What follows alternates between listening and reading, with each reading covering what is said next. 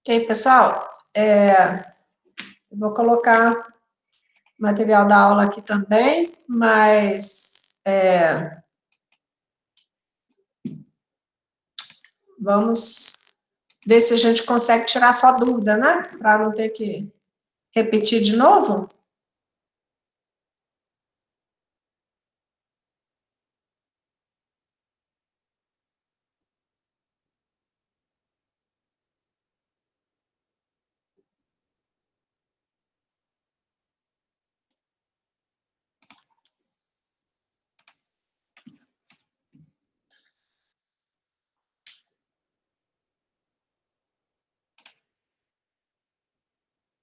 Ok, gente?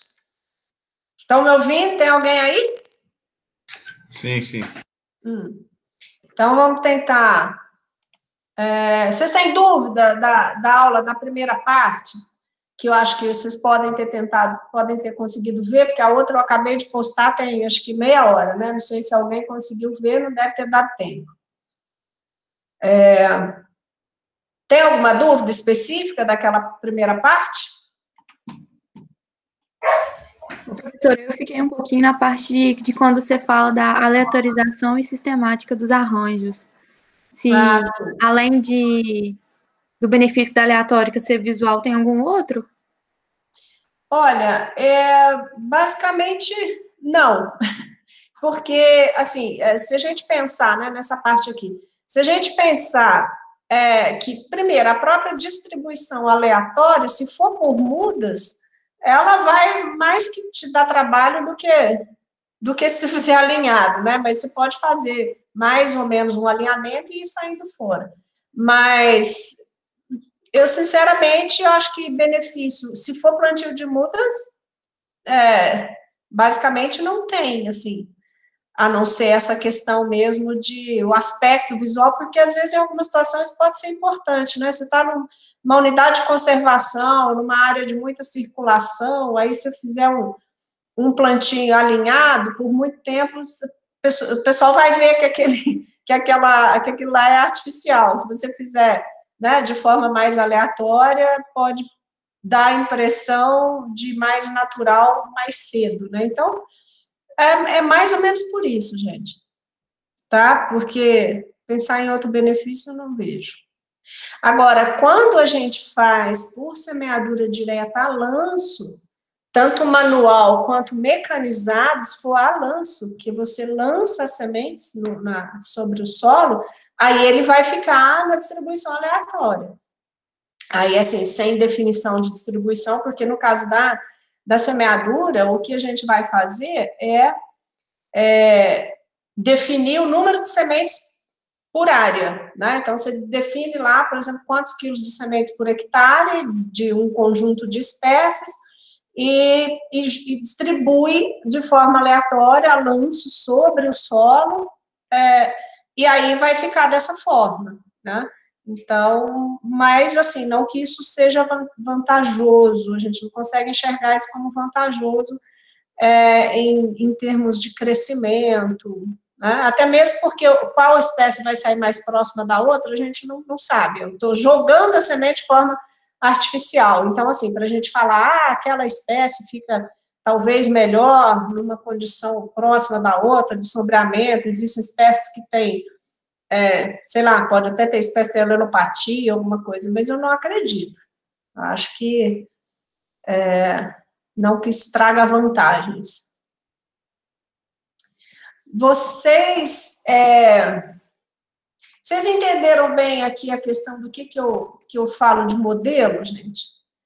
Porque quando eu falar modelo de plantio, vocês já têm que entender que o modelo de plantio não está envolvendo as técnicas, a parte operacional não, tá? É essa combinação. Quantas espécies, que tipo de espécie, quais espécies, como que elas estão arranjadas e qual o espaçamento de arranjo delas. Isso é o que eu defino como modelo. E depois, por exemplo, as técnicas, se é por plantio de muda, se é por semente, qual o espaçamento definido, então isso é fora da definição do modelo. Então, assim, modelo de plantio envolve esses 3 aspectos. Uma coisa que eu gosto sempre de comentar é nesse ponto aqui, ó. Vocês entenderam bem essa questão da importância da gente definir os hábitos de vida, as formas de vida das espécies?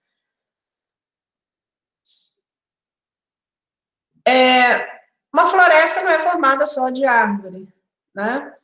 Mas se não existir árvore, não vai ter floresta. Então, quer dizer, ela é o componente principal para que a gente tenha floresta.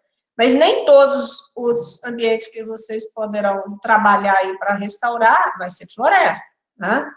Então, a gente tem que pensar nessa possibilidade, por exemplo, de usar somente herbáceas, põe aí herbáceas arbustivas, tá, gente?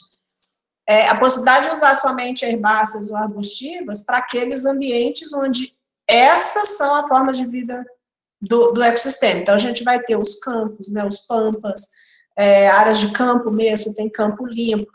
Na região de cerrado, por exemplo, você tem o campo limpo, campo sujo, campo cerrado, né? Então, quer dizer, você tem mesmo o cerrado senso estricto, ele tem um componente herbáceo importante, né? Então, por exemplo, herbáceas, essa terceira proposta, herbáceas e arbóreas simultaneamente, eu posso estar falando de um ecossistema que é formado assim, de herbáceas e arbóreas, e herbáceas de pleno sol, porque o ecossistema a fisionomia não é uma fisionomia de floresta fechada, então as herbáceas que eu posso plantar no início seriam as mesmas que iriam se manter no sistema, né? Então, nessas áreas de cerrado, e desse cerrado mais aberto, essa fisionomia de cerrado mais aberto. Então, plantar herbáceas e arbóreas simultaneamente para esses lugares pode ser, tipo, obrigatório, né? Porque todos esses são componentes do sistema. No caso do arbóreo com dossel fechado, de floresta mesmo, é que a gente vai ter a diferença. As herbáceas que eu iria usar nessa fase inicial de plantio não seriam, provavelmente, as mesmas herbáceas e arbustivas que eu vou encontrar em subbosque. Então, para eu fazer esse plantio simultâneo, provavelmente, no caso de uma floresta, eu estaria usando herbáceas nessa proposta de contribuir com a proteção do solo e a eliminação das plantas invasoras, mas não seriam espécies que iriam se perpetuar dentro do ecossistema, da fisionomia mais desenvolvida, né? O ideal para a gente, né, seria essa última aqui, que eu plantasse todos os componentes, mas é igual eu falei para vocês, é ideal, mas custa caro, né? Então, na realidade, quando eu falo ideal, é assim, se a gente conseguisse já colocar no sistema todos os componentes para facilitar, mas, por outro lado, isso ficaria caro, e aí também tem essa questão de eu não conseguir entrar com todos os componentes já numa fase inicial de plantio de mudas, eu tenho que esperar muito tempo, então isso vai encarecendo. Então, assim, o ideal mesmo é que tudo consiga chegar por meios naturais de dispersão depois. Só que a gente sabe que às vezes nem chega com eficiência, né? Alguma dúvida em relação a essas possibilidades ou não? Não? Vocês estão me ouvindo? Estamos. Tá. Sim. Ô, professora. Oi. Essa questão de você inserir as herbáceas, ela poderia ser considerada como um auxílio, assim, na condução da regeneração? Poderia se enquadrar assim? Bom, porque o objetivo dessas que são introduzidas no componente junto com a floresta, você está perguntando, né? Isso. Junto com as arbóreas. Então, o que tem que a gente tem visto hoje, o que tem sido crescido o uso? Na realidade, algumas herbáceas, mas principalmente arbustivas, né? Feijão guandu, que ele já entra ali algumas arbustivas, inclusive. Com o objetivo de cobrir rápido o solo e não deixar que a braquiária venha de novo. Então, o que eles estão usando? O que está se usando hoje? Você tem uma área de pastagem, você sabe que se você aplicar herbicida ou fizer uma roçada, se roçar, então vem mais rápido, né? Porque você só corta a parte aérea. Ou se você, por exemplo, quais as opções? Você chega lá, tem um pasto. Qual a opção que você tem? Ou você vai arar e gradear, e aí você vai matar, teoricamente, aquele material que já tem lá, só que você vai expor o banco de sementes, quando você ara, né, tomba o solo ali e gradeia, você vai expor o banco de sementes e você vai estimular a germinação da própria braquiária, digamos. Ou você vai aplicar herbicida, então ela faz um efeito por um tempo, mata aquilo lá, mas depois as sementes já começam também a vir germinando. Ou então você vai roçar, né? Seriam as 3 opções. Então, o que o pessoal está usando? Faz a dessecação, que seria a aplicação de herbicida na área toda, e vem fazendo o plantio das mudas, e na entrelinha, o plantio por semeadura, né, dessas espécies, que são as espécies de adubação verde. Aí essas espécies, elas vão crescer rápido, elas conseguindo germinar, e aí na fase inicial, a braquiária está tampando o solo ali, a gente só faz o plantio por semeadura direta ali, então tem sido uma opção interessante. Então, a gente pode dizer, sim, que essa adubação verde ali, ela vai auxiliar, porque uma vez como ela sombreia toda essa entrelinha, e ela dura aí 1, 2 anos, né, até lá, a gente espera que as arbóreas já tenham crescido e tenham fechado copa. Então, elas sim beneficiam a regeneração natural, porque elas não vão exercer a competição que aquela gramínea exerce. Era isso? Isso, massa, valeu, professor, obrigado. Hello. Bom, isso aqui, gente, ó, composição florística do que a gente vai plantar, por exemplo, quantas espécies? Dependendo do que a gente resolveu ali atrás, né, em relação ao hábito das espécies aqui, se é herbácea, se é arbustiva, se é mistura, eu vou ter que resolver quantas espécies para cada hábito, para cada combinação que a gente fez a previsão. Mas pensando mais no, por exemplo, no extrato arbóreo, o que nós vamos... extrato arbóreo, não, desculpa, nas espécies arbóreas. Quantas espécies a gente deve plantar? Isso vai depender muito do que existe na região, de qual fisionomia que você está falando. E aí, uma coisa importante é em relação à obtenção dessas espécies. Tá? No projeto de vocês, vocês vão ter que definir quantas espécies, quais espécies, e uma coisa que seria importante vocês fazerem é entrar em contato com viveiros para saber quais espécies os viveiros têm. E isso é uma coisa importante na hora de definir sobre espécie, tanto quantas espécies, sobre quais espécies, que vocês, como técnicos que conhecem o assunto, façam a definição do número de espécies das espécies de acordo com o que vocês entendem tecnicamente, e não ligar no viveiro, saber o que tem e fazer o seu projeto. Então, o que é importante? A gente vai ter que indicar no projeto uma quantidade de espécies, uma lista grande, por exemplo, vocês vão colocar lá, ó, tem uma lista aqui de 150 espécies, sendo tais de cada grupo funcional aí, e a gente sugere que dessas espécies sejam plantadas pelo menos tantas de um grupo e tantas do outro. Porque muitas vezes, o que o pessoal faz no projeto? Liga para os viveiros, vê o que tem de muda e indica. Aí, o que acontece com esse ciclo? Como não existe procura nenhuma, demanda nenhuma por outras espécies que não sejam aquelas que o viveirista está fazendo, ele vai continuar fazendo só aquelas, né? E não vai ofertar no mercado outras espécies.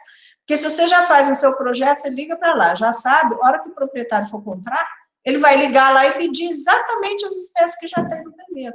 Então, a gente deixa de estimular, inclusive, a produção de outras espécies. Se a gente indica outras espécies, vai chegar demanda para eles, para os viveiros. Aí eles falam, o pessoal está procurando outras espécies, então vamos plantar outras também.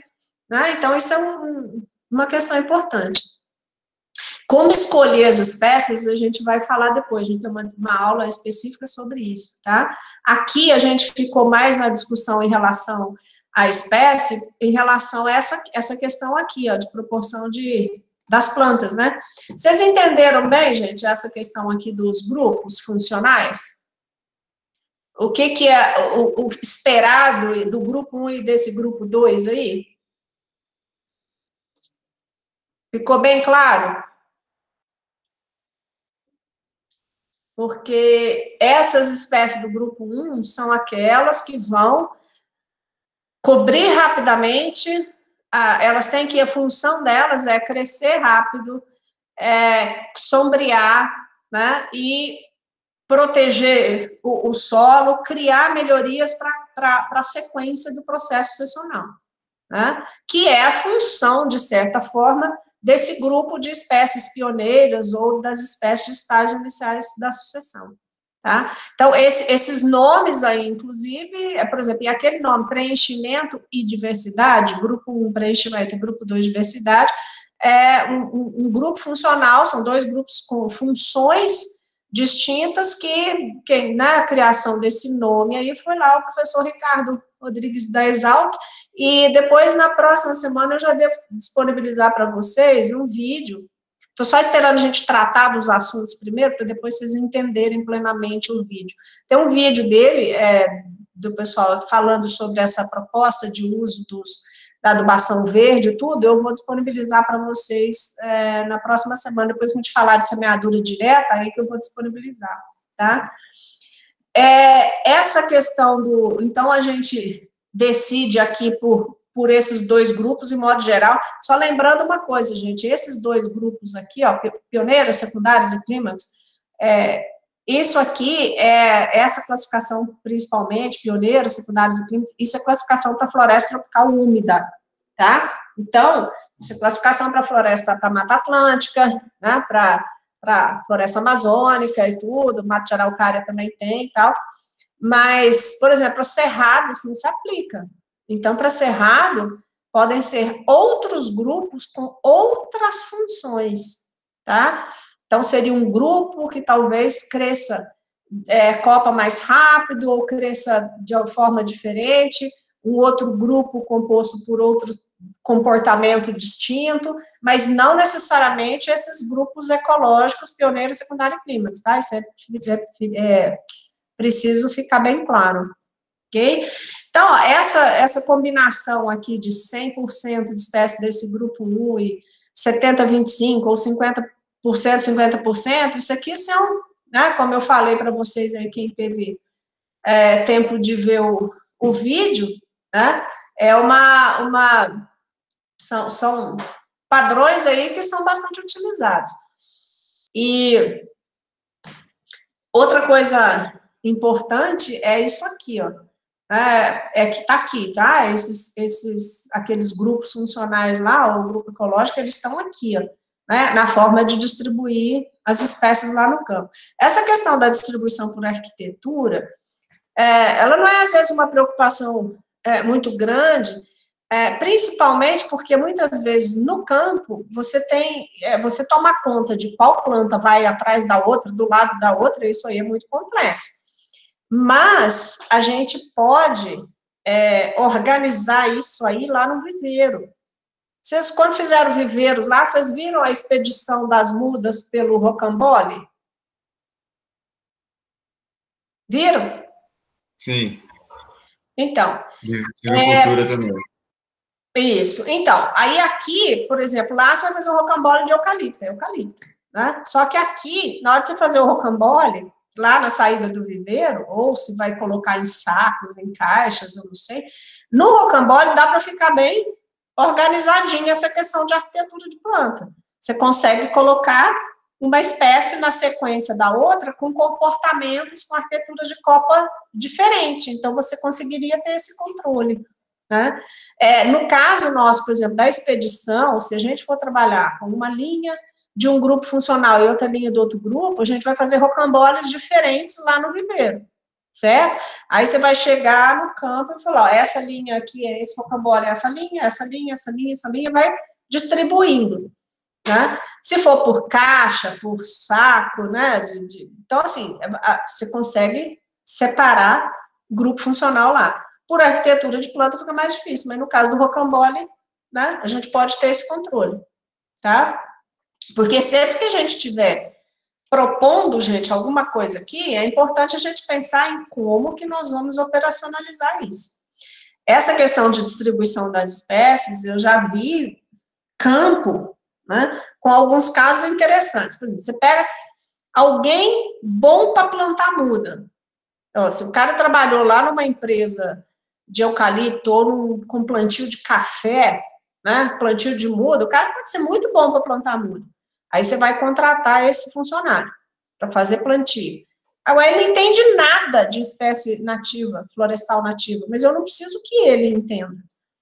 Mas eu preciso que a coordenação seja bem feita, porque o operador que vai plantar a muda, o que eu quero é que a muda fique bem plantada, né? Sem bolsões de ar, sem quebrar raiz e etc., sem deixar adubo queimando raiz. Isso é que é importante. Mas aí o que acontece? Eu já vi casos onde, por exemplo, na distribuição das mudas para o campo, como lá no viveiro é mais fácil você levar caixas de muda, então você pega a caixa, vai lá num canteiro, que está por espécie, pega uma caixa e enche de uma espécie. Pega outra caixa e enche de outra espécie.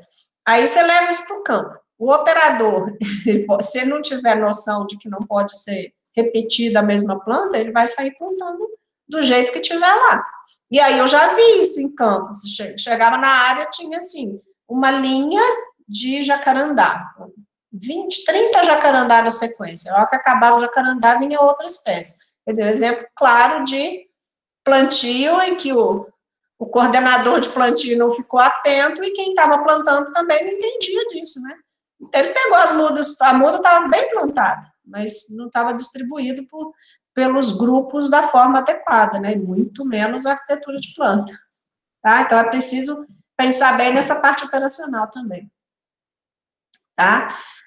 Aqui, né, alguém tinha perguntado a questão da aleatória, né? Realmente essa distribuição aleatória não é de espécies aí é lógico que a espécie também vai ficar aleatória, mas aqui é planta no campo mesmo, né, que vai definir espaçamento.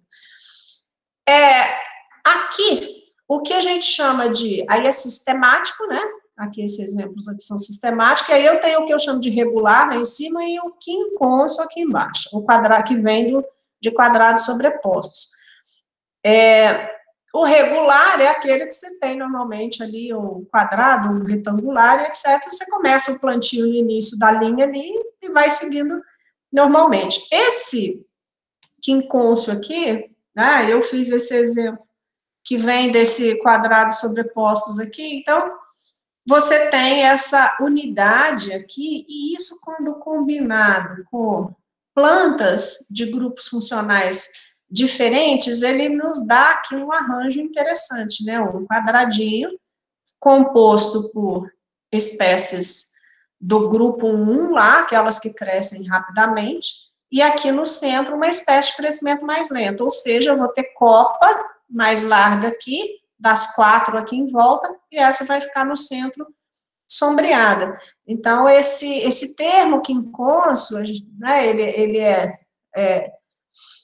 foi bastante usado. Agora, uma coisa importante, gente, é que você reproduzir assim, igualzinho, exatamente, às vezes não fica desse jeito no campo, porque você tem, isso aqui às vezes no campo não é uma reta, é uma curva, aí você vai fazendo as curvas assim, quando vê esse alinhamento já não está quadradinho mais, quando você, por exemplo, está fazendo o plantio seguindo um nível, né, quando existe um preparo mecanizado, por exemplo, de sulco, aí você vai fazer em nível, e aí você não consegue esse desenho bonitinho aqui, tá? Então, isso pode ser um ponto importante, tá?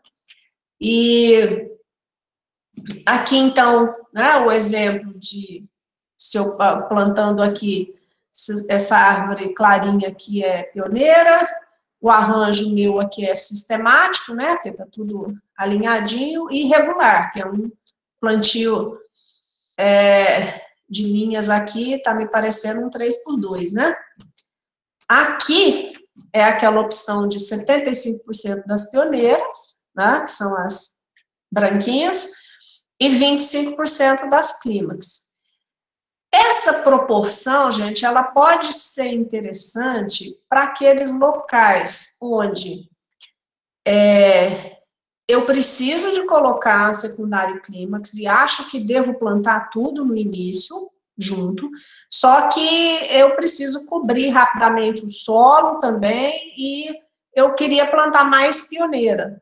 Então, você pode optar por plantar 75% das plantas sendo de espécies pioneiras. Lembrando que espécies pioneiras, do grupo funcional aí das iniciais, eu tenho inúmeras espécies, né? Então, eu devo plantar o maior número possível. E essa opção inicial aqui, de só espécies pioneiras, ou do grupo funcional lá, vamos falar no nome do Ricardo, fala de preenchimento, essa aqui é um modelo que, depois vocês vão ver lá, como eu falei no vídeo do Ricardo lá, você está plantando aqui somente espécies pioneiras, e depois você vai voltar para fazer o plantio das espécies dos outros estágios. Isso pode ser uma opção. Mas posso usar isso aqui se eu tiver, por exemplo, muita certeza que vai chegar muita semente das outras espécies, né? Eu não devo usar só pioneiras em uma área que esteja longe de fragmentos, que tenha um banco de semente de gramíneas aí muito grande, que seja uma área pequena, rodeada de pastagem, por exemplo, ou de cana, ou de outros plantios. Por quê? Porque o que acontece? As espécies pioneiras, as espécies desses estágios iniciais da sucessão, elas têm vida curta, elas têm um ciclo de vida curto, em torno aí de 15 a 20 anos. E quando plantadas, né, mais juntas, só indivíduos dela, a tendência é sombrear mais rápido e começar a morrer mais rápido. A gente já teve áreas que a gente já viu aqui, que a gente já plantou, áreas de outros colegas, experiências de outros colegas, que foi feito um plantio só de pioneira, numa região que não tinha boa chegada de sementes, e começou a morrer pioneira com 6, 7 anos. Nossa, mas isso não é um ciclo normal. Mas no espaçamento que a gente planta, não é o espaçamento que as plantas se regeneram naturalmente. Então, elas começam a se autossombrear e começam a morrer, porque são espécies que não têm tolerância, ou elas não conseguem eficiência fisiológica para crescer em condições de baixa quantidade de luz, em condições sombreadas. Então, elas acabam morrendo cedo. E aí, o que fica? Um banco, a hora que morre, como não chegou espécies secundárias, que são fundamentais para crescerem aí e tomarem esse espaço, aí volta ficar uma clareira, sem nenhuma espécie regenerante para tomar conta, e aí o que acontece? Volta a ocupação pelas gramíneas aí que ocupavam o espaço antes. Por quê? Porque um banco de semente só tem gramínea. Então, a gente já viu várias áreas assim acontecerem isso. Tá? Então, assim, plantar só espécie pioneira só se for numa situação onde está bem próximo, você tem garantia de chegada de espécies do outro ciclo, ou nas propostas do plantio escalonado, você vai plantar só pioneira agora, mas depois você entra fazendo um enriquecimento com as espécies do outro grupo, tá? E esse aqui é o modelo mais usado, que é de 50% de espécies do grupo e 50% de espécies do outro grupo, tá? Então, esse aqui é o quincúncio, é bastante usado, mas se a gente for usar o espaçamento grande aqui entre as linhas, por exemplo, não, eu tenho que fazer 3 metros entre linhas, então não plante dessa forma, porque senão as suas pioneiras vão ficar aqui a 6 metros de distância. Então, se você quiser fazer um espaçamento maior aqui entre linhas, aí use isso aqui. Você intercala as plantas dos dois grupos em todas as linhas, porque aí você não tem uma linha única. A gente eu não tenho foto mais, mas a gente tinha uma área típica desse aqui lá no Triângulo Mineiro, que a gente implantou lá em 98, se eu não me engano. Quer dizer, não foi a gente que plantou, o pessoal que fez o plantio, até acho que antes, uns 2 anos antes. E aí ficava lá, aquelas linhas de pioneiros a 6 metros de distância, o intervalo aí, vamos que cada uma delas tivesse crescido aí 3 metros de copa, de diâmetro de copa.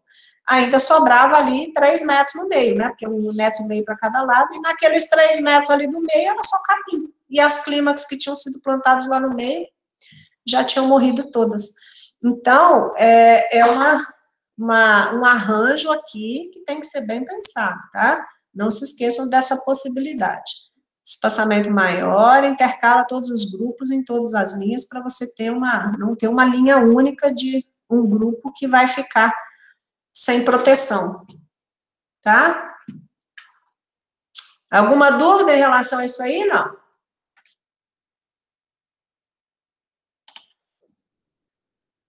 Bom, seleção de espécies, como eu falei, a gente vai comentar depois, tá? Mas é fundamental.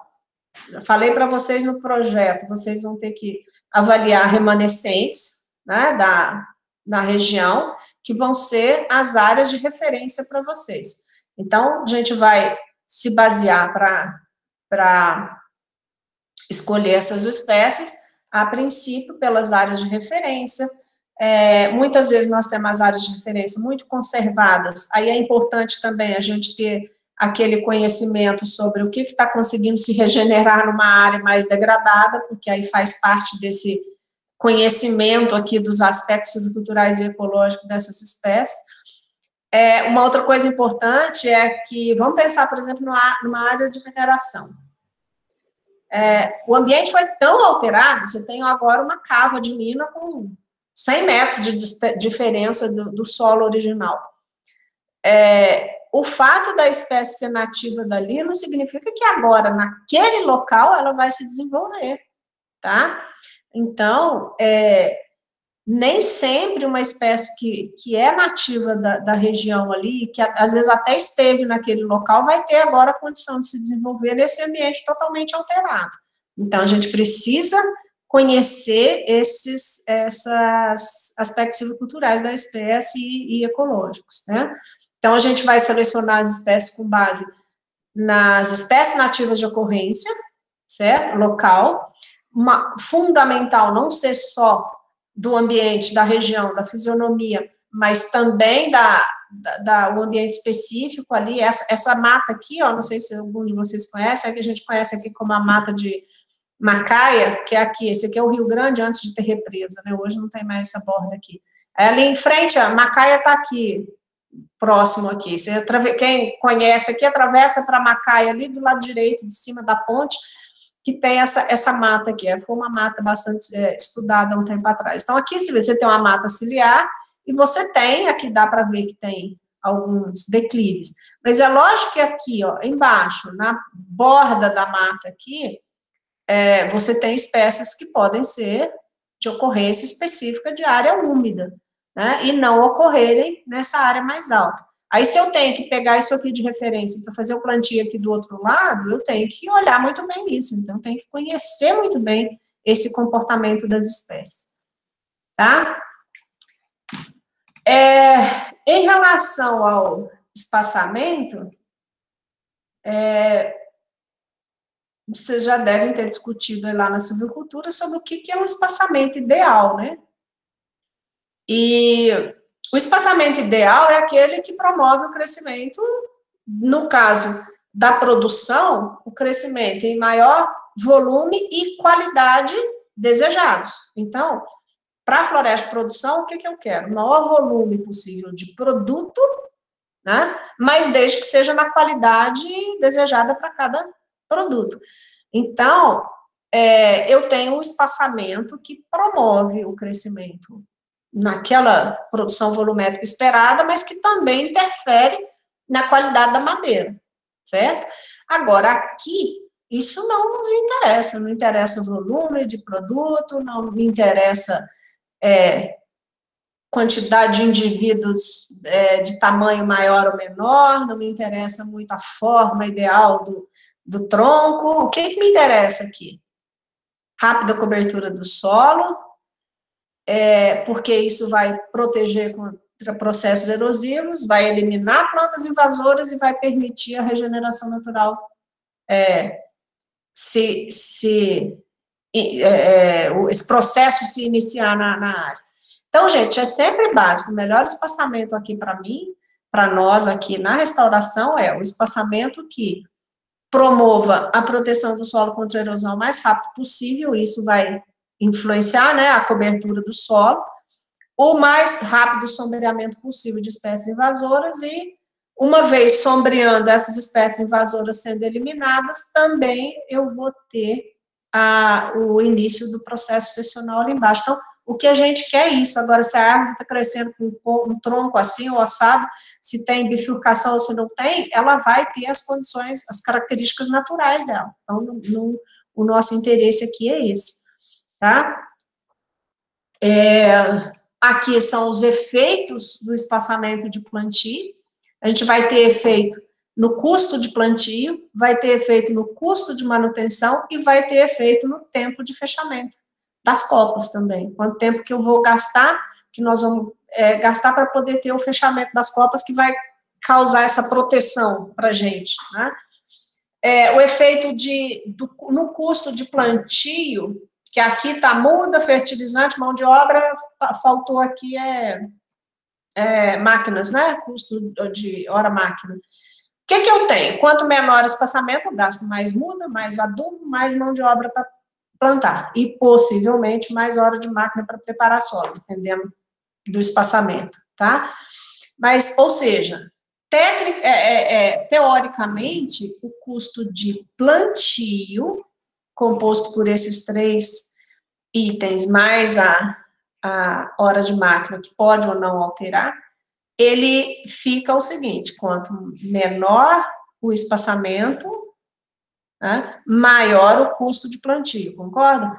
Menor espaçamento, mais plantas, gasto mais para plantar, mais plantas, mais mudas.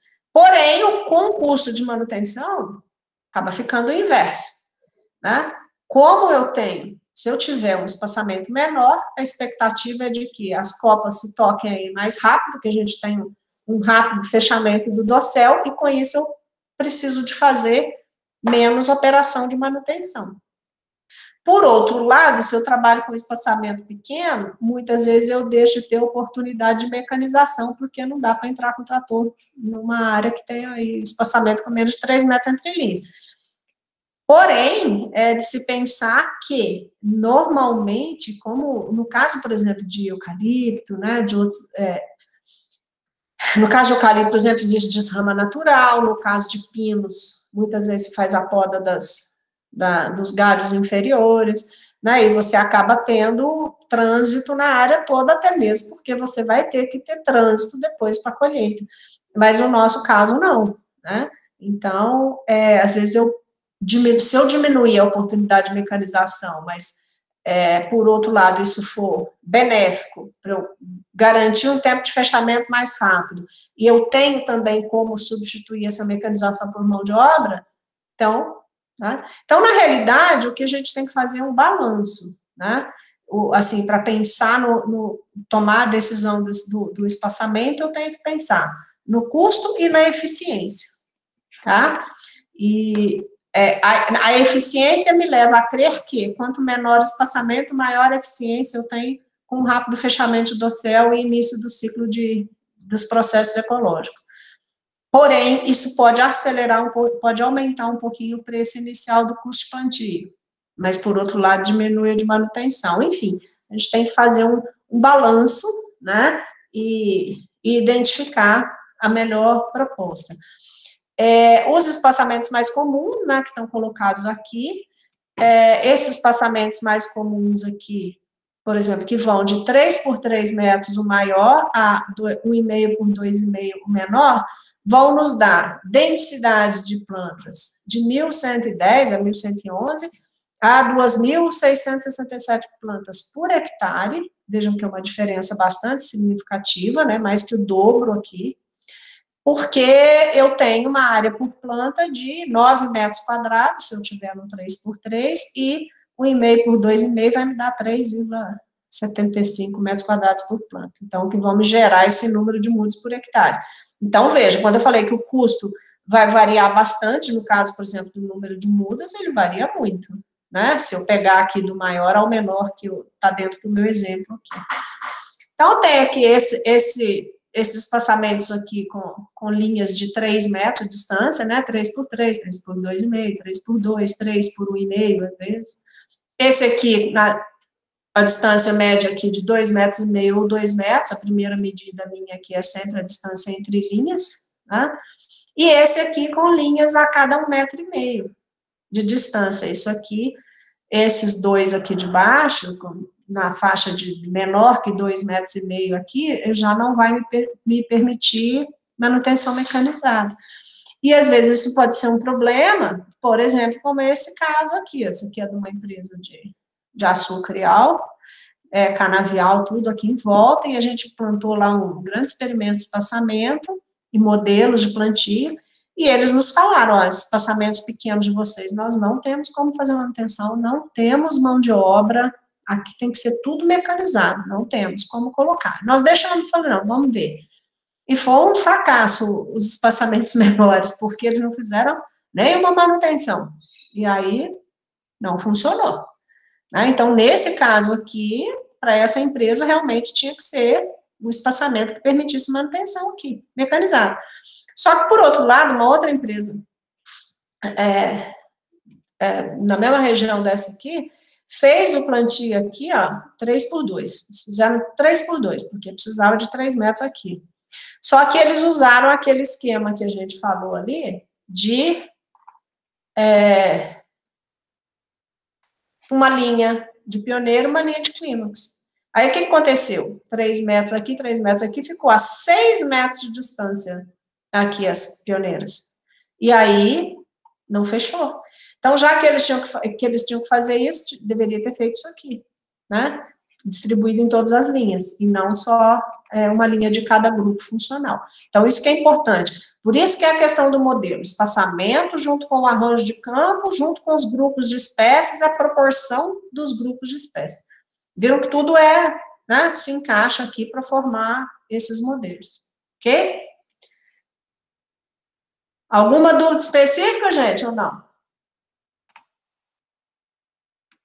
Aí, aqui, ó, as técnicas de plantio, que eu falei, a mesma coisa de floresta de produção, lá na silvicultura, vocês viram isso já em disciplinas de solos, disciplinas de mecanização florestal e na silvicultura. Eu tenho que preparar o solo, eu tenho que decidir pela adubação e realizar a adubação, fazer o plantio, a operação de plantio, depois controlar plantas invasoras, fazer a manutenção, controlar formigas e outras pragas também, né, principalmente formiga e cupim, que eu não coloquei aqui, e prevenção de incêndio, tá? Em que isso diferencia da silvicultura? Em termos de métodos existentes, é a mesma coisa. O que vai diferenciar é a área que você vai trabalhar, tá? Então, tem que recuperar esse barranco aqui, que preparo de solo que eu vou fazer aqui, como que eu vou fazer, como que eu vou alterar, então eu não estou trabalhando uma silvicultura de produção aqui. Aqui, tem que recuperar uma maçoroca como essa. Aqui tá ótimo, nesse aqui da esquerda, aqui em cima é ótimo, olha, um plantio aqui, que acho que deve ser de café, não me lembro, ou milho. Daqui para cima, tá ótimo, mas olha aqui, o que eu preciso recuperar é isso, esse pedaço também entra. Então, se eu for recuperar essa parte daqui, ótimo, totalmente mecanizável, mas e esse pedaço aqui? Esse pedaço tem que ser especificado de outra forma, né? E esse aqui? Como fazer aqui? Aqui, bom, aqui, esse pedaço aqui dá para mecanizar direitinho, não tem problema, né? O problema nosso aqui que é tudo pasto. E aí é que a gente vem nessa questão do preparo do solo, porque o preparo, ele é de acordo com cada solo, né? O que define o preparo do solo é o solo, né? O que significa preparar o solo? Melhorar as características do solo, físicas, químicas e biológicas, para que as nossas plantas tenham um crescimento favorecido. É isso, né? Então, eu faço adubação porque, quimicamente, eu não tenho uma condição ótima. Porque se eu fizer uma análise lá, tiver uma condição ótima, eu tenho que fazer adubação, né? E o preparo do solo, na questão física dele, também vai depender de cada situação. Então, a gente tem desde áreas onde a gente tem que fazer o preparo intensivo e bem intensivo, começando aqui pela remoldagem do terreno, o reafeiçoamento do terreno, que vai ser feita por meio de cortes, aterros, né? Aí eu tenho que refazer o sistema de drenagem. Isso aqui, ó, essa primeira linha aqui, ó, área de mineração. Área de mineração, pode saber que vocês vão trabalhar com isso aqui, né? Dentro de uma cava de mina, vocês vão trabalhar recuperando áreas que vocês vão ter que começar desde aqui, reconstruir o relevo de novo. Alguns casos, por exemplo, de áreas agrícolas aí, por exemplo, pode ser que a gente tenha que fazer técnicas de conservação do solo, fazer terraço, fazer bacias de captação de água, porque tem água que desce no terreno, né? Então, pode ser que tenha área que eu precise fazer desde esse passo, ou não, posso ter áreas que eu já posso começar na aração, gradagem, ou fazer só subsolagem, mas normalmente aração, gradagem, subsolagem e sulcamento, ou aração, gradagem e sulcamento. Então, tem áreas aqui que vão precisar de preparo intensivo, começando lá desde a remontagem do terreno e passando por todas essas técnicas. E já tem outras situações onde a gente pode usar o cultivo mínimo, né? O que é o cultivo mínimo? Vocês já devem ter visto. Seria fazer o preparo mínimo possível para o plantio, de modo geral, restrito à linha de plantio, né? Então, seria uma mecanização na linha de plantio, feita por subsolagem ou por um equipamento lá daqueles multifunção, ou, às vezes, só o coveamento, tá? Para plantio. E no caso da semeadura, a semeadura direta mecanizada, normalmente, utiliza equipamentos de cultivo mínimo para plantio de culturas agrícolas, né? Aqueles equipamentos de cultivo mínimo, de plantio de soja em cultivo mínimo, então, normalmente é o que se usa para semeadura direta também. Ok? Aqui, né, salientando a importância, essa foto aqui é de uma área que a gente tinha uma compactação muito grande aqui, e aí fez um preparo inadequado, só um sulco, um rasgo aqui em cima, então isso foi o que aconteceu, cresceu a raiz só naquele sulco. Por outro lado, olha, um preparo bem feito, sem problema de compactação, olha o desenvolvimento do sistema radicular, né, bem distribuído por todos os lados, raízes grossas. Então, assim, contrastando, em alguns casos nós vamos ter que fazer só a cova manual, em outros casos a gente vai poder, por exemplo, usar um plantio com cultivo mínimo com um equipamento desse aqui, que é um equipamento multifunção, né, eu tenho um subsolador aqui, já tenho adubação, aplicação de herbicida, enfim, faço tudo numa operação só, né, que ótimo. Então, teria uma possibilidade de cultivo mínimo, que pode ser mecanizado ou manual, né? Adubação, né, é um outro tema aí que vocês já trabalharam, e o que diferencia na adubação da silvicultura de produção para cá? Bom, primeiro que eu não vou me basear em quantos metros cúbicos de madeira por ano eu quero. Isso não é, às vezes é uma base da definição de adubação, de expectativa de produção, de incremento médio anual, aqui não tem isso. Outra diferença, muitas vezes aqui nós estamos falando de áreas muito degradadas do ponto de vista físico e químico do solo. Então, às vezes eu preciso de uma correção bastante grande, significativa, mas não pensando em produção volumétrica ou produção de madeira, mas pensando em que o solo está tão degradado que foi tão com os nutrientes aqui já estão num nível muito baixo, então eu tenho que fazer uma reposição suficiente para o estabelecimento inicial. E depois, gente, para a floresta se manter aqui, ela vai ter que se manter de acordo com o que for disponível no sítio. A gente não vai ficar fazendo adubações de manutenção por muito tempo, mas a gente faz, sim, pelo menos umas 2, 3 manutenções no primeiro e segundo ano ali, né? Depois já não faz mais, né? Então, Então, a diferença nossa entre a gente aqui na restauração e na floresta de produção é que na floresta de produção a gente tem vários estudos que nos indicam qual a necessidade nutricional das principais espécies de produção, e aí eu faço análise de solo, tenho as necessidades de nutrientes dessas espécies que já foram estudadas, e aí eu tenho como fazer a indicação do que eu devo complementar naquele solo para atender às necessidades das espécies. E aí, para as espécies nativas? Só aquilo, dentro daquela matinha nossa ali em cima, perto do viveiro, nós temos mais de 200 espécies arbóreas. Será que nós já conhecemos todas elas? Como que é o nível nutricional exigido por elas? Não conhecemos pouquíssimo, muito pouco. Então, não esperem encontrar informações para cada espécie, que não vai ter. E até mesmo ia ficar inviável a gente fazer isso operacionalmente no campo, né? Ah, não, espécie A, 90 gramas, espécie B, 100 gramas. É inviável, né? A gente acabou de falar aqui de casos de plantio que até as mudas são plantadas distribuídas de forma errada. Então, não vai ser viável, a gente faz um plantio, uma adubação única para todas as espécies, tá? Mas com base em quais informações? Então, se a gente tiver informações suficientes para um grupo de espécies, né, satisfatório, a gente vai e busca essas informações para cada região, para cada tipo de solo, tá? Mas se vocês não tiverem essa informação, que realmente é difícil você ter essa informação, como vocês vão fazer?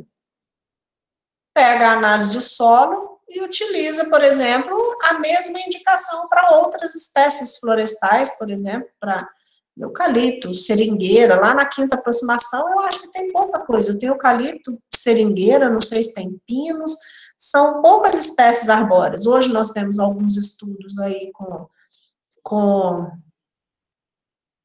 cedro australiano, mogno africano, né? Então, existem outras espécies aí sendo plantadas e algumas com alguns estudos, mas vejam bem, estudem um tipo de solo, 2 tipos de solo, é preciso a gente ter uma rede de informações para a gente ter uma informação segura, né?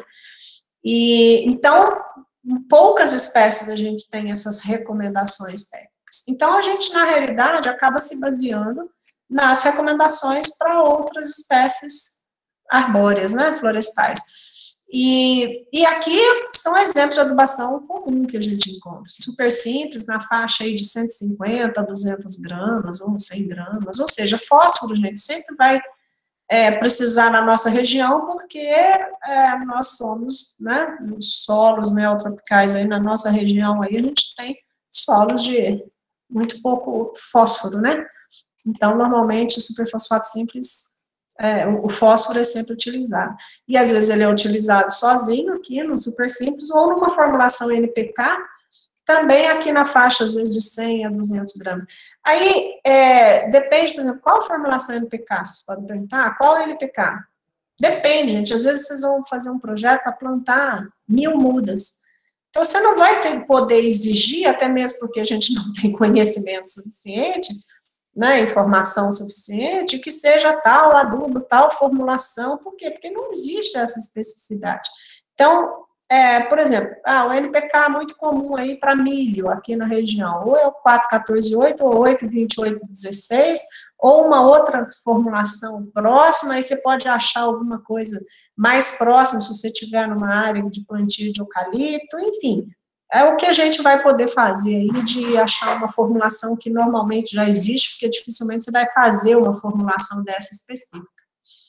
E a adubação de cobertura, né, aí normalmente, né, o fósforo já foi lá, então 20,020 é uma formulação bastante utilizada, e aí nessa faixa aqui, de 30 a 50 gramas por planta, tá? É uma média. E aos 30, 60 e 360 dias, ou seja, eu faço 30, 1 e 2 meses após plantio, e depois com 1 ano. Agora, vou fazer 1 e 2 meses após o plantio, se eu fiz o plantio no período chuvoso, né? Ainda há tempo de que isso aqui seja aproveitado, que é o próximo aspecto que a gente tem que avaliar aqui, ó. Qual a época de plantio? Qual que é a época que a gente planta floresta de produção no Brasil? Né? Existe variação de qual região que está, a quantidade que se está plantando. Então, uma empresa que planta muito, uma área muito grande, muitas vezes ela planta praticamente durante o ano todo. Uma quantidade maior no período chuvoso, mas uma outra quantidade no período mais seco, né, que também tem alguns aspectos que favorecem, porque você tem um menor desenvolvimento das plantas competidoras também no período seco, e se você plantar, irrigar, e as suas mudas pegarem, se estabelecerem, quando começa a chover, elas já têm vantagem em relação a uma muda que você vai plantar só no início do período chuvoso. Porém, as empresas florestais, elas têm, se elas fazem esse plantio fora da época chuvosa, elas têm uma estrutura de irrigação. E aqui, muito dificilmente, vocês vão ter, tá? De modo geral, se for trabalhar em projetos, por exemplo, de propriedades pequenas, ele não vai despender esse recurso para fazer irrigação. Então, a gente vai plantar no início do período chuvoso mesmo, é a preferência de plantio, ok? Então, assim, porque normalmente a viabilidade dessa irrigação, ela, para áreas de restauração, a gente vai ter bastante dificuldade de tornar isso viável. E um aspecto que é sempre fundamental, lembrar, gente, qualidade de muda. E qualidade de muda de espécie florestal nativa, vocês têm que tomar muito cuidado. Primeiro, porque a gente às vezes não tem um fluxo no mercado muito certo. Então, você pode chegar em alguns viveiros e ter mudas passadas. Então, você tem muda, a qualidade da muda, vocês já fizeram a disciplina lá, vocês sabem, né? Qualidade muda, tem que ter uma qualidade genética, você já discute depois, quando pensar lá em seleção de espécies, a gente comenta sobre isso. A qualidade morfológica e a qualidade fisiológica. E aí, nesse aspecto, por exemplo, em termos da qualidade morfológica, o tamanho das mudas. Não é, de modo geral, gente, não é vantajoso plantar aquelas mudas enormes. Primeiro, que o custo é muito alto, e às vezes o estresse de plantio pode ser muito maior do que o esperado. Então, o ideal de plantio é muda de padrão normal mesmo aí, mas não aquelas mudas muito pequenas, né? Então, assim, tem uma importância grande do porte. Então, a relação altura-diâmetro, aqueles aspectos de muda que vocês sabem, vocês já viram lá na silvicultura e no viveiro, né? Então, isso aí é fundamental pensar na qualidade de muda, tá? Quando forem adquirir isso aí, adquirir muda de qualidade, ok? Controle de formiga, também não existe novidade em relação a floresta de produção, vocês já viram lá na disciplina de entomologia lá de pragas, né? Vocês veem a parte do controle de formigas lá com o professor Ronald, e se aplica a mesma metodologia e tudo. É lógico que aqui a gente tem áreas pequenas e, em alguns casos, existe um pouco de restrição de uso de produtos químicos, assim como a gente vai ter na questão de uso de herbicida, tá? Então, o ideal é que a gente não precisasse usar, né? Mas vocês vão ver aí, com o tempo de prática de campo, vocês vão ver que é praticamente impossível não usar, né? Controle de formiga, não realizar. Então, a gente pode fazer aí pelos métodos tradicionais, o pó, o isco, o termonebulizador, né, sendo o isco mais comum, e aí a gente deve tomar todos os cuidados possíveis para não ter nenhum problema de, né, contaminações ou problemas com ingestão de isca, principalmente pela fauna, né. Então, é preciso, às vezes, usar porta-isca, né, o porta-isca comprado, um porta-isca, você pode improvisar porta-isca aí com garrafas e etc.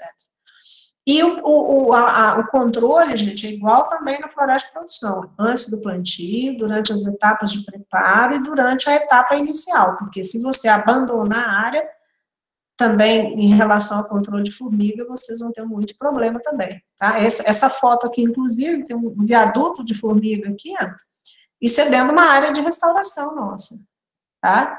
Então, aqui, esse formigueiro aqui, que estava, né, próximo a essa área aqui, eu nunca vi um formigueiro tão grande. Era uma área que já tinha aí uns 6, 7 anos de restauração, mas ela estava sendo toda consumida, algumas espécies preferencialmente, e aí nós fomos chegar perto para ver, mas eu nunca vi um formigueiro tão grande. Uma área de terra solta ali, assim, absurda. Então, se a gente abandona, né, em volta aqui era pastagem, né, e então, assim, era um caso complicado. Então, mas assim, mesmos métodos que vocês já viram lá, tá? Bom, o outro aspecto fundamental, que é o controle das plantas invasoras, né?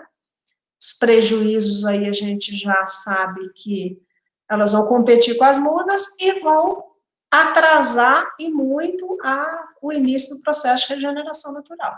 Então, é fundamental esse controle, e aí também vale a mesma observação para métodos de controle de plantas invasoras em floresta de produção, né, com as diferenças que a gente vê aqui. Muitas vezes, gente, uma grande parte das áreas que nós vamos trabalhar são áreas que não permitem mecanização pela inclinação, então, não vai dar para mecanizar, né, então vai ter que ser manual ou químico, que dá para fazer. Então, sempre a gente vai ter que trabalhar com capina e roçada, porque capinar tudo é inviável também, não significa que a gente propõe isso, porque se você capinar tudo, você acaba deixando todo o solo exposto, né, não é isso. Então, o mais utilizado é o coroamento, né, que é o que o rapaz está fazendo aqui, mas vejam, isso aqui era um plantio de muda, não está dando nem para ver a muda direito, acho que ela está aqui assim, ó, não dá nem para ver a muda ao certo.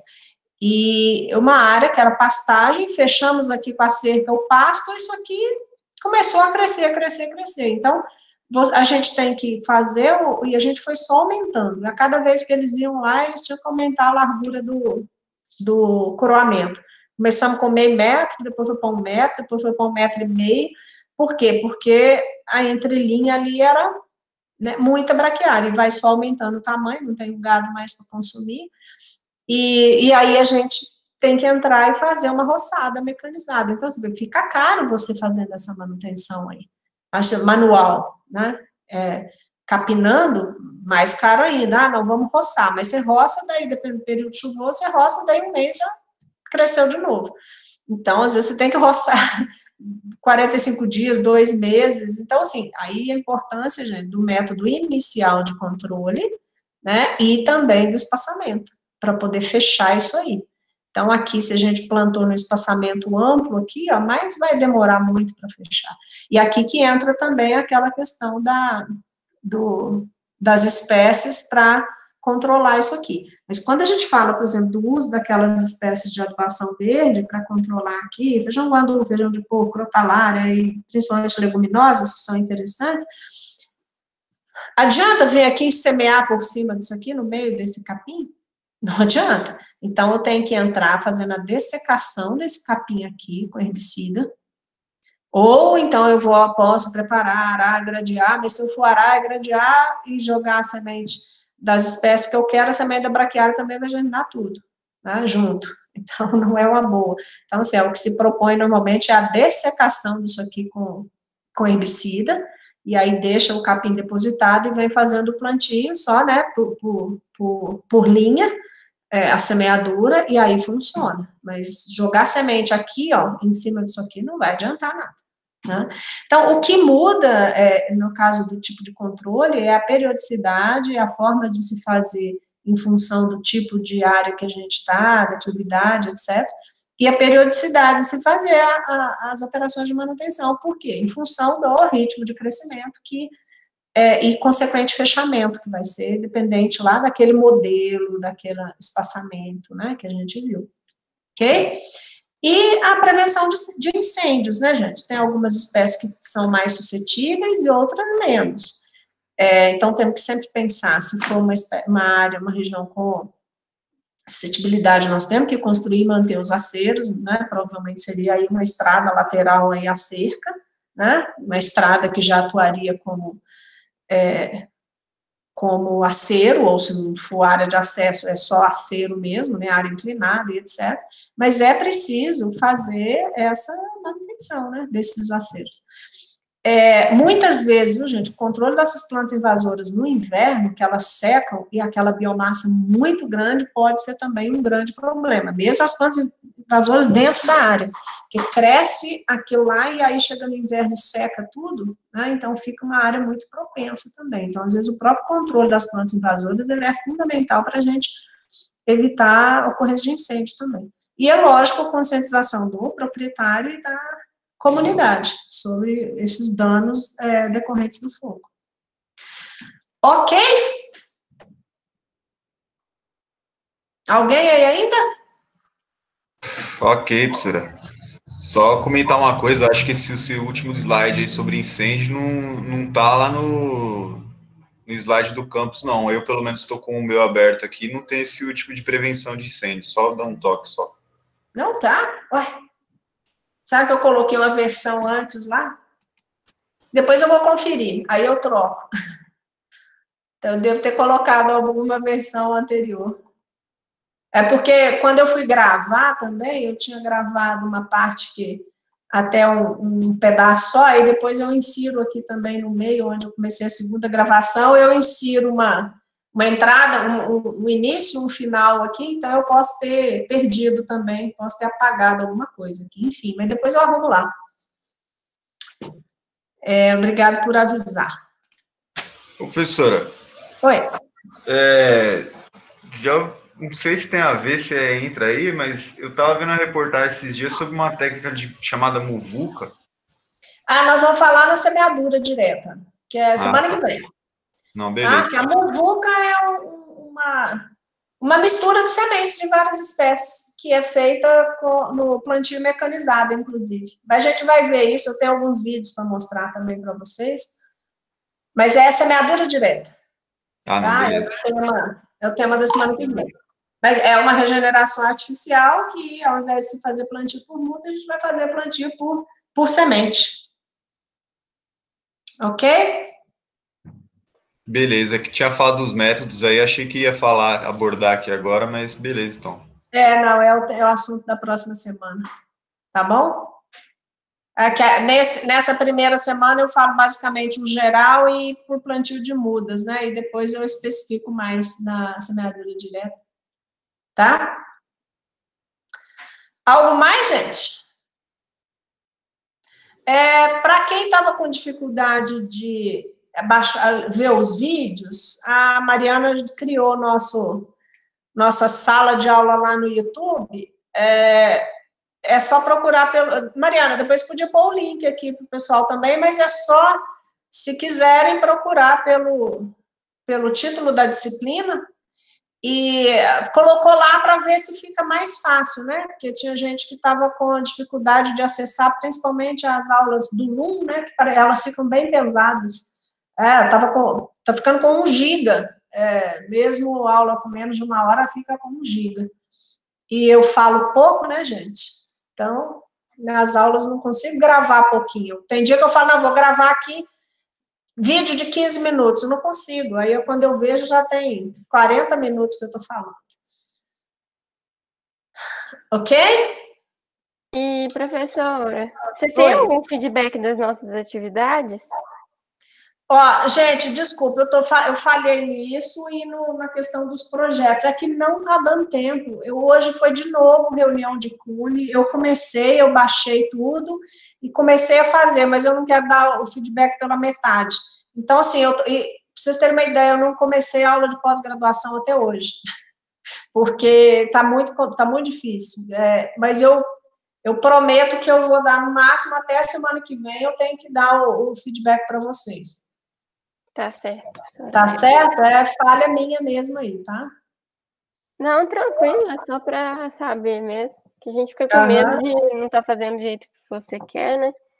Mas se tiver alguma questão mais, assim, grave, de estar muito fora da expectativa do conteúdo, alguma coisa, não se preocupem que em questão de nota eu dou outra oportunidade, tá? Não tem problema, você fala, não, estão fazendo muito fora, alguma coisa não deu retorno ainda, não se preocupem que eu dou outra oportunidade para uma substituição, Tá bom? Tá O certo. objetivo, na realidade, é realmente vocês estudarem um pouquinho semanalmente, né, para não deixar acumular. E aí, com certeza, eu sei que, mesmo que eu saiba que vocês devem conversar, tirar dúvidas entre vocês aí, né, mas é isso mesmo, a construção mesmo que seja feita aí, tirando dúvidas entre os colegas, é aí que vocês estão, né, vocês estão discutindo o assunto. Então, o objetivo com isso, dessas atividades semanais, é realmente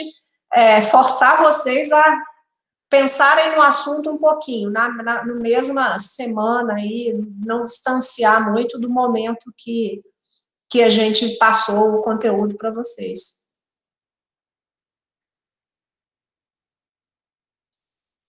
Tá aí, ó, a Mariana colocou o link do YouTube aí, ó.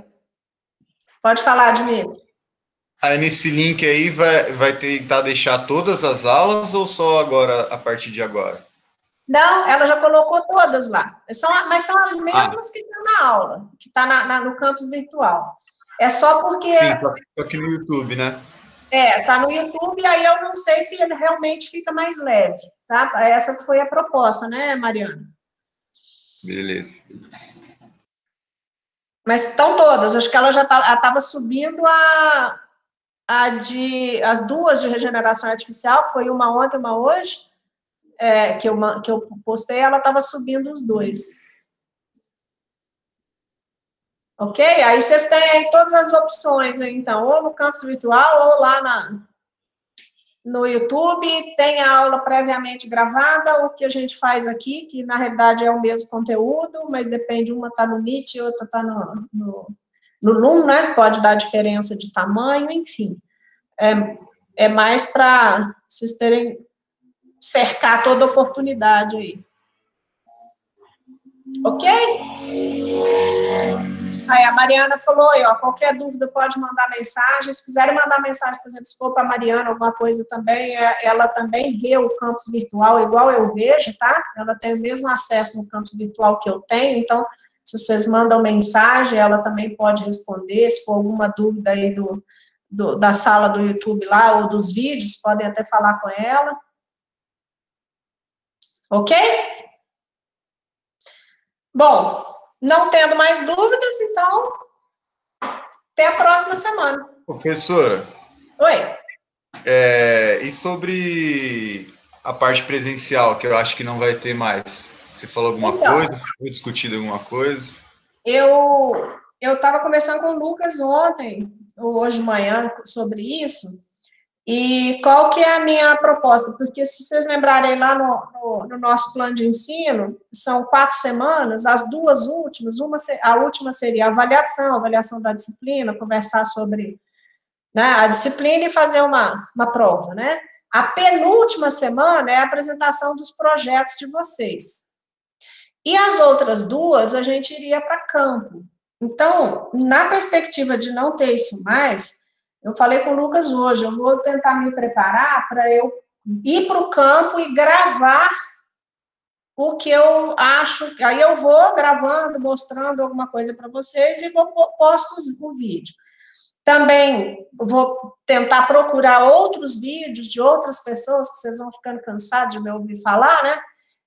Também que possa dar uma visão da aplicação prática para vocês, mas, assim, infelizmente, eu acho que o que vai ser possível vai ser isso, no caso dessa disciplina, né? Aí foi o que eu pensei, eu vou tirar uns dias, vou para o campo, vou preparar aqui e pensar em vários temas que a gente iria no campo com vocês. Eu vou preparar esses vídeos e vou e faço uns videozinhos de campo e passo para vocês. Beleza, só para a gente, né, se organizar também, saber como é que tá sendo a proposição aí do que vai rolar. Mas beleza, então, valeu. E no caso da prova, né, existem algumas opções, daqui é prova mesmo, individual e tal, existem, que seria aqui em sala de aula, existe opção de fazer pelo campus virtual, provas que são, que eu com tempo, né, vou passar aqui para vocês, dou o tempo e vocês fazem a prova, existem provas, por exemplo, que a gente constrói as questões, igual ENAD, ENEM, né, a gente faz as questões e, inclusive, a gente faz as questões por nível de complexidade, por exemplo, questão de complexidade 1 a 5, eu faço várias, né, aí eu peço o sistema para selecionar para mim uma combinação de uma questão de cada um dos 5 grupos, e aí ele seleciona para cada aluno de forma diferente, né, isso aí quando, né, a preocupação da gente é cola, é copiar e colar do outro, e etc. Né? Então, assim, a gente pode fazer isso no campus, não sei se o campus virtual tem isso, mas tem as ferramentas para isso, mas a minha preocupação aqui é se vocês discutirem o assunto, estudarem para o assunto e discutir, né? A gente pode também pensar numa opção de fazer uma prova oral, né?